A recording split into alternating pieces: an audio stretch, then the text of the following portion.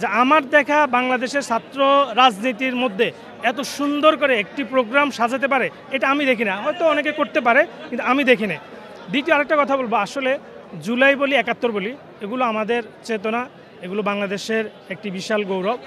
আমরা সবসময় এই জিনিসগুলো চিন্তা করি যে এই আমাদের ঐতিহ্যগুলো, আমাদের সম্পদগুলো চিন্তায় হয়ে যায়।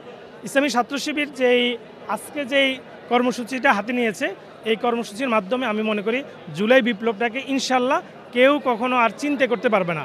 এই ইতিহাস কেউ আর কখনো বিকৃতি করতে পারবে না, কারণ এই ইতিহাস এখন দেয়ালে দেয়ালে ছাপা হয়ে গেছে, এই ইতিহাস এখন মানুষের মনে আছে, এই ইতিহাস ছাত্র সমাজের অন্তরে গেঁথে আছে। এজন্য আমি মনে করি জুলাই বিপ্লবকে সবাই ধারণ করতে পারবে।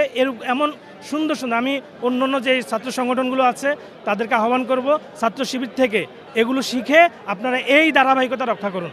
ছাত্র শিবির গত 17 বছরও মাঠে ছিল, কিন্তু মিডিয়ার অপপ্রচার যদি ওইভাবে ছাত্র শিবিরের উপর না থাকতো, নির্লজ্জ বেহায়াপনার মতো যদি মিডিয়া তাদের উপর যদি অপপ্রচার না চালাতো, তাহলে আমরা দেখতে পেতাম ছাত্র শিবির গত 15 বা 17 বছর কি করেছে।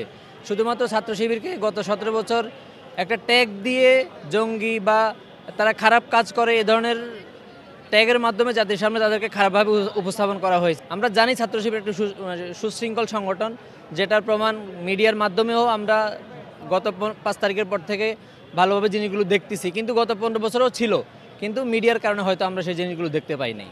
এখানে অন্যান্য সংগঠনগুলো কেন পিছিয়ে আছে, কিংবা তাদের রাজনৈতিক কোনো মতাদর্শ আসছে কিনা, তারা কোনো রাজনৈতিক কিছু হাসিল করতে চাচ্ছে না, সে বিষয়ে আসলে ছাত্র শিবির এগুলো দেখেও না। ছাত্র শিবির একজন দিন প্রতিষ্ঠার জন্য, ছাত্র শিবির একজন বাংলাদেশের সমাজ যেন সমান অধিকার পায়, বাংলাদেশের সমাজ যেন সমানভাবে চলতে পারে, সেই লক্ষ্যে কাজ করে যায় ছাত্র শিবির। আমি দীর্ঘ 16 বছর 17 বছরে এরকম কোনো জায়গায় কোনো কথা বলার সাহস আমি পাই নাই। কেন যে কোনো জায়গায় কথা বললেই মনে করেন যে পেছনে কিছু না কিছু হবেই। আর এমনও হয়েছে কি, আপনাকে একটা সত্য কথা বলার পরে সে কি যেতে পারবে কিনা বাসা, তার কোনো গ্যারান্টি ছিল না।